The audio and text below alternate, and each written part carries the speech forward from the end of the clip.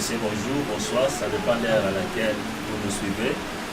Nous voici encore pour un autre numéro de notre émission Tour d'Horizon, où nous faisons des analyses, juste analyses. Cela dépend dans quel domaine où nous trouvons un sujet. Alors aujourd'hui, comme d'habitude, nous avons dit que c'est une émission bilingue. Nous allons essayer de répondre et analyser certaines questions qui nous ont été posées. Et la première question, le président Félix Tshisekedi a outil pour lever mesures pour la suspension et installation sénatoriale. Et le but, les sous pour empêcher un vote. Alors, Bandeko, les bassales par commentaire, les sous-lobby, est-ce que le président Félix a cédé la pression politique, notamment il y a FCC? Est-ce que ils ont habitude naé ou ils ont retiré la biloko ce qui a signé après à retirer la retirada? Donc voilà une façon de retirer signature de temps en temps. Est-ce parce que le procureur a trouvé des éléments de faits infractionnels, a trouvé un mot il y a moyen de permettre à lever décision à Oyazwaki. Alors voilà tant de questions, des sous-questions et bimi pour permettre pour analyser. D'abord, première chose pour tout ça l'analyse, il y a malam. Et ça sur le plan juridique et pénal. C'est-à-dire décision qui suite il y a la suspicion autour il y a corruption, il y a des députés provinciaux. Alors donc corruption en tant que telle les infractions. Les infractions oyo to benga infraction plurale, c'est-à-dire infraction moko oyo et concernaka na corrupteur et puis na corrompu. C'est-à-dire muto ayaki ko corrompre muto. Il n'y a pas quoi à infraction. Na muto ba corrompre, il n'y a pas quoi à infraction. Donc nature il y a infraction il y a mais depuis que après ça qui procureur général après la cour de cassation charge notamment il y a mener une enquête. C'est-à-dire enquête où le procureur il faut mener et il faut y la biso à démontrer à tout le peuple qu'il y avait corruption effectivement. Or, entre Koloba et corruption et salami, n'a pas même pas preuve et ça a des réalités différentes.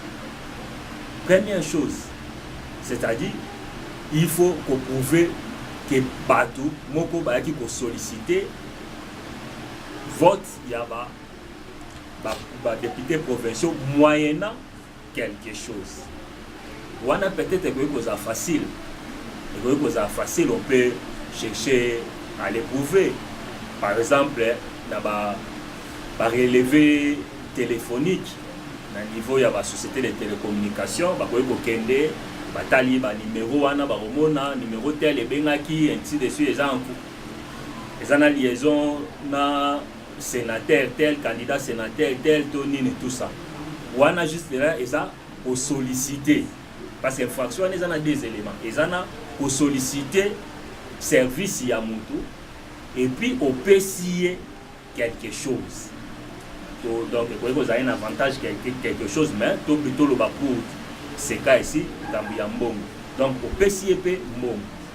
Deuxième élément de comment il passe pour prouver qu'il y a eu versement d'argent. Le problème il y a moi dans ma casse. Comment pour prouver, comment pour qu'il a Kende a relevé qu'il y avait versement d'argent. Le problème à ma casse pour qu'il a parce que le Congo les gens n'utilisent pas trop les banques. Ok, par contre, versement mo esami outil na compte à moto tel et qui na compte tel. Vous voyez pourquoi na yango. Et vous voyez que c'est un peu plus facile. Donc au Congo plus biloko zaka au comptant donc mbongo na maboko enveloppe. Or, na lobi que infraction en nature na moeza plural, c'est-à-dire soit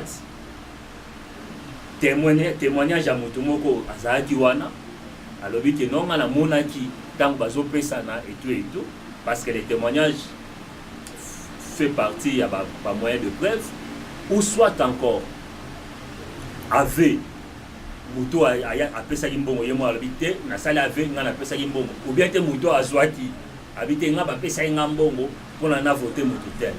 Or to yebi qu'en réalité ceux qui avaient salami c'est-à-dire muto en info a tombé dans l'infraction.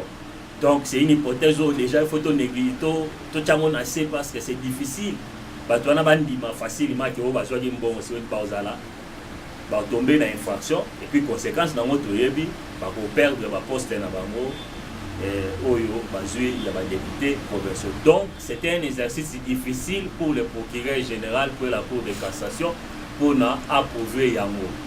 Donc voilà que c'est tout à fait à peu près normal le tozomona soki toyoki que Félix cabinet na communiqué basali balobi par rapport ya rapport babengango pré-rapport to rapport préliminaire ya procureur balobi président Félix Tshisekedi aza satisfait na rapport wana, c'est-à-dire à peu près ni kolobake procureur azui elo amalonga de, c'est-à-dire procureur aza na preuve moko te ya malonga oyo lelo bakoki ko incriminer yango au bato.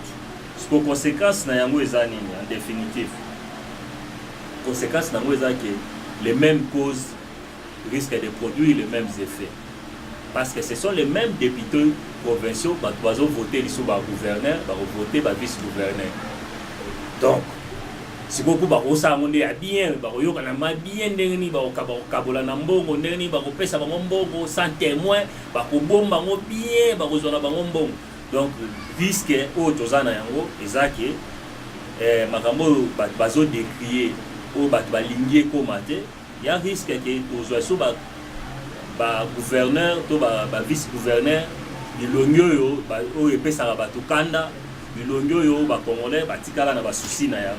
donc voilà, en ce qui concerne ces points d'interrogation autour il y a Makamba installation, il y a sénateur. Alors, deuxième question, et ça autour il y a comment est-ce que le président Félix Tshisekedi a copié pour lutter contre la corruption, parce que ça y a un cheval de bataille et puis c'était aussi un engagement pendant l'élection. Alors ça, et loco et où les cas entre nous soit dit et qui pour basculer, pour faire basculer tendance au projet au président Félix Azouaki pour combattre la corruption. Ah, sinon, et comme même quand les petits peuples, tous les petits poissons, ne tomber dans le filet de la corruption, les grands poissons tels que les sénateurs et les consorts vont échapper. Risque d'yango yango. Et puis deuxième élément, entre nous soit dit aussi que le président Félix a travaillé dans la FCC au Yobatunion, bazoko pour accuser comme état de corrupteurs, comme état de malversateurs. Donc, il faut comprendre que même idée naïe, tout lutte au yazo prôné autour de la corruption, ils ont risqué comme à fragiliser l'élément oyo. Parce que ce qui est l'élection va gouverner et l'équilibre sous ma B, c'est-à-dire une notion, il y a corruption, tout lutte contre la corruption et comment entamer. Donc, service na batunaye ba meka ko aider autour ya be élément ya malamu la solution moko oyo akoyi kozwa pona lutter notamment na entourage naye et puis entourage oyo ya FCC baza tout autour naye. Alors il y avait un autre point, une autre question autour ya suspension ya ministre ya affaires foncières. Batuni balobi est-ce que bakoyi ko suspendre un ministre? Il y a même des gens qui sont passés à la télé pour dire que non, un ministre va suspendre parce qu'il relève de suspension de décisions administratives et tout, un ministre, il faut révoquer et tout comme ça. Alors, par rapport à cette question, je crois répondre César ordonnance portant organisation et fonctionnement du gouvernement. Dans cette ordonnance, je crois l'article 37. Article 37 est prévoir portant organisation, loi portant organisation et fonctionnement et organisation du gouvernement et prévoir des sanctions au ministre Moko a possible. Parmi les sanctions, il y a notamment la suspension. Alors pour ces cas, on a reproché le ministre Maître Doumbéya, notamment le ministre des Affaires foncières, pour certains décrets à Zouaki autour de la concession et tout consort, il fallait retirer Yango. Mais en tempéralité, d'où suspension n'est yaki. Mais ici, il faut relever, d'après l'esprit de la loi, c'est le Premier ministre qui est en charge de ministre. C'est-à-dire, c'est lui qui vient ou qui a l'autorité de pouvoir suspendre un ministre. Ce n'est pas en réalité le président de la République. Le président de la République peut tout simplement avaliser cela, c'est-à-dire donner son avis par rapport à cette suspension, mais c'est le Premier ministre qui doit suspendre. Mais awa tout le temps communiqué yaki, tout le monde a communiqué, c'était signé pour le président de la République, Ndemoutou a eu une décision wana. Alors je crois aussi au niveau, il y a bureau, il y a président, ils peuvent toujours pas rectifier moi, Bilokoyo. Il fallait, je crois, passer par le Premier ministre et le Premier ministre né à suspendre le ministre des Affaires foncières. Alors, quatrième point, quatrième question à Tunaki, autour, il y a la Mouka. La Mouka rencontre la Mouka dans Bruxelles. Est-ce qu'il y a un avenir politique pour la Mouka? Est-ce que Martin Fayoulou a démarré dans la Mouka? Est-ce que plusieurs points d'interrogation. Alors par rapport, il y a rencontre dirigeant, il y a la Mouka Bakutanaki, dans Bruxelles, Sonia Stolandi. C'était en fait une réunion d'évaluation. Il y a une réunion sur ça qui pendant l'élection dans les jours où Bandaki rencontre Fayoulou. Il y a la Mouka, Tomonaki, il est à Bruxelles. Avec vraiment, il y a une attente pour est-ce que continuer et à l'issue, il y a rencontre qui normalement il y a évaluation et puis il y a orientation, communiqué officiel et Tanamaki et na communiqué wana point où ils qui intéressant, ils qui point où relatif qui est basé par les options, il y a la possibilité où pour les mabango comme plateforme politique n'a pas jour à venir. Mais et l'autre tu observé dans ce cas qu'à la fin c'était plus Jean-Pierre Bemba na Moïse Katumbi va répondre à la question et puis les autres va faire la Kenya. Alors ça point d'interrogation. Pourquoi Martin Fayoulou qui porte-parole na bango, je crois jusqu'à la réunion wana et à l'oba quitté. Et pourquoi ce silence-là? Est-ce que na position basée na 4 ya réunion na bango, Batié Martin Fayoulou de côté, tout ça fait partie de la stratégie na bango. Mais tout le monde a que surtout sali lecture bien tout le monde a qu'ils ont présagé déjà prévoir portant organisation, loi portant organisation à fonctionnement et organisation du gouvernement et prévoir des sanctions au ministre Moko a possible. Parmi les sanctions, il y a notamment la suspension. Alors pour ces cas, on a reproché le ministre Maître Doumbéya, notamment le ministre des Affaires foncières, pour certains décrets à Zouaki autour il y a la concession et tout consort, il fallait retirer Yango. Mais en tempéralité, d'où suspension n'est yaki. Mais ici, il faut relever, d'après l'esprit de la loi, c'est le Premier ministre qui est en charge de ministre. C'est-à-dire, c'est lui qui vient ou qui a l'autorité de pouvoir suspendre un ministre. Ce n'est pas en réalité le président de la République. Le président de la République peut tout simplement avaliser cela, c'est-à-dire donner son avis par rapport à cette suspension, mais c'est le Premier ministre qui doit suspendre. Mais awa tout le temps communiqué yaki, tout le monde a communiqué, c'était signé pour le président de la République, Ndemoutou a eu décision wana. Alors je crois aussi au niveau, il y a bureau, il y a président, ils peuvent toujours pas rectifier moi, Bilokoyo. Il fallait, je crois, passer par le Premier ministre et le Premier ministre n'est à suspendre le ministre des Affaires foncières.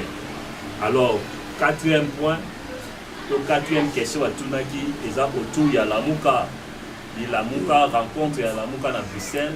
Est-ce qu'il y a un avenir politique pour Lamuka? Est-ce que Martin Fayulu a pu demeurer dans Lamuka? Est-ce que plusieurs points d'interrogation. Alors par rapport, il y a rencontre où les dirigeants, il y a Lamuka Bakutanaki, à Bruxelles, c'était en fait une réunion d'évaluation. Il y a une réunion sur ça qui pendant l'élection dans les jours où qui viennent des fonds. Problème moko oyo to komona ke ce qui totali so bali ba changer la muka na plateforme moko politique alors l'intérêt changer ça sur intérêt élection des agikala parce que notamment prévu que jusqu'à Tumbi Azaki en exil Jean-Pierre Bemba ou tel en prison donc bazaki challenger moko ya makasité par rapport il y a Félix Tshisekedi et puis Chadari, donc Martin Fayulu Azaki na position moko il y a bien et puis si Koyo va donner changer et comme il faut en principe baser la 5 ans pour peut-être sous candidat Moussous mais entre temps positionnement politique et comme Kosenga donc je crois que Jean-Pierre Bemba Kolingate a demeuré sous l'ombrage il y a Martin Fayulu. Katumbi apparemment tendance c'est ça il y a plus pour travailler dans Cash et les autres et voilà donc Martin Fayulu a Tikala la position moko que certainement dans les jours à venir la Mouka et pour s'effriter pour un amant de dislocation pour ça possible dans Katiwana. Mais je crois que Martin Fayulu a un avantage parce que le temps où il y a après l'élection, moi tourner où il y a Salaki dans ma province et puis à Saïne-Europe, Martin Fayulu a consolidé base naïe. Les gens les sous parce que entre nous soit dit aussi Martin Fayulu a dit qui n'engage il y a Sima il y a Azwaki public il y a Jean-Pierre Bemba, il y a Moïse et puis les autres les équipes publiques il y a Itzaki mais Azan a besoin pour se confirmer, notamment il fallait un public où il y a moko. Je crois tourner à Sali dans ma province après l'élection et puis dans l'Europe, dans les États-Unis, ils ont aidé déjà à se confirmer et à la lieu où vont les choses, je crois finalement à se détacher même dans la Moukato, à la Mouka, les autres vont partir et on verra. Mais au moins, à la position déjà, il y a bien, où il y a pour aider à se confirmer. Alors, tout le monde qui m'a enseigné en Mbongo, à ça qui appelle, à l'objet, enseigner dans cash, mais ça la ouverture politique pour inclure les autres membres, notamment il y a la Mouka, le gouvernement, tout pas travailler ensemble. Je crois que ça souhaite à tout le monde, quand bien même il faut opposition, mais je crois aussi ouverture politique. Ils auront toujours malade tant que pour ne pas parler Congo, pas parler intérêt général Yamboka, c'est une bonne chose. Alors, tout ça qui aussi question, il y a voyage, il y a Félix Tshisekedi dans les États-Unis. Là, Batbalobi, Ezali, pour la non, Félix Aza admiré par les Américains et les Américains veulent qui ont travaillé ensemble, donc pour matérialiser Yamboka. Alors il y a d'autres éléments qui ont été récités par le président Donald Trump. Donc ça veut dire que bazo fait ces considérations, bazo fait ça a été, Seigneur va faire ça a été. Donc voilà, mais une chose est vraie, rencontre wana to voyage il y a président Félix Tshisekedi dans les États-Unis, ils ont un enjeu politique. Enjeu politique, ils ont d'abord pour affirmer les relations il y a États-Unis et puis dans la nouvelle équipe dirigeante il y a Congo, notamment il y a le président de la République, dans l'équipe Mobimba. Et puis deuxième enjeu politique, ils appellent pour les États-Unis, je crois qu'ils vont fixer le rapport de force entre Félix Tshisekedi et Kabila pour Nabameka, autant la sorte que Azala anéantité par accord de négociation à Bango, basala qui est na FCC. Enjeu paysan et enjeu économique, parce que je crois que les Américains ont tout intérêt pour réduire la force des Chinois dans le Congo et Bango peut pas intervenir, n'a pas signé un contrat, notamment dans le domaine où ils ont signé relation à Sika, parce que c'est la matière première ya Sika Oyo. Les autres bimabima ou qu'ils ont découvert dans le Congo, les sources donc américains, ils sont intéressés pour les Yango. Donc, Yango Balingi Baza la garantie il y a Malamu pour les Yango. Alors, est-ce qu'il faut nécessairement que Félix Tshisekedi a Donald Trump ou bien Koutana secrétariat, le secrétaire d'État américain, tout ça? Bon, je crois sur le plan politique, Malam, c'est un président de la République, il fallait Azala, en principe reçu par notre président, son homologue. Le fait que ceux qui Bayambi n'étaient pas président Donald Trump, ils ont une zone d'ombre, ils ont autour, il y a Félix Tshisekedi, qui va d'accord. Parce que l'image d'un président, de surcroît président américain, est contact. Na mutu azo tebane pembeni mutu azo kangane wa photo mutu azo yamba ndenga azo yamba mutu wana soki eza na ba suspicion moko tout ya mutu wana ou ekoyi ko ternir ba notion ya démocratie to ba notion à droit de l'homme. Dernière question autour ya xénophobie en Afrique ici et d'aucuns bazo ko lobake président Ramaphosa de mutu a teu metro bakabakisi sous ce sens la moto. Et moi, tension à la xénophobie et zone par rapport au dernier discours à Salaki. Alors, ce qu'il faut relever d'abord, ce que la Ligue discours, c'est vrai et ça a mis pour des besoins d'élection. Et puis, tout le monde a le discours, ça m'a mis dans la période d'élection pour la base électorale où il y a un township, un quartier reculé au place, forte concentration, il y a des Sud-Africains. Alors, les Sud-Africains, je crois que le président Ramaphosa il a fait allusion il y a des étrangers qui ont une irrégularité en Afrique d'ici, qui ont exercé, qui ont opéré sans permis, sans licence, dans le niveau de la zone rurale, c'est-à-dire dans le village et tout, et puis dans le bazo kosala ba shop banini na ba township oyo bazana irrégularité mais le comble problème ezali est-ce que irrégularité ngo ba yo mona encore pendant période d'élection to irrégularité ezala na mo bandaka. OK, donc peut-être baki pourquoi est-ce que est commis juste pendant la période d'élection de ba pour faire comprendre que non ba va faire comprendre la population là OK ba yebi que les étrangers va vivre basé établi dans la township et puis dans la zone rurale, nous sommes basés dans l'irrégularité, nous sommes basés dans la licence pour opérer. Alors, nous allons la pointe dans notre prochaine émission. Mesdames et messieurs, nous voici arrivés à la fin de cette émission. Si vous avez aimé, n'oubliez pas de like notre chaîne Shango TV. A plus.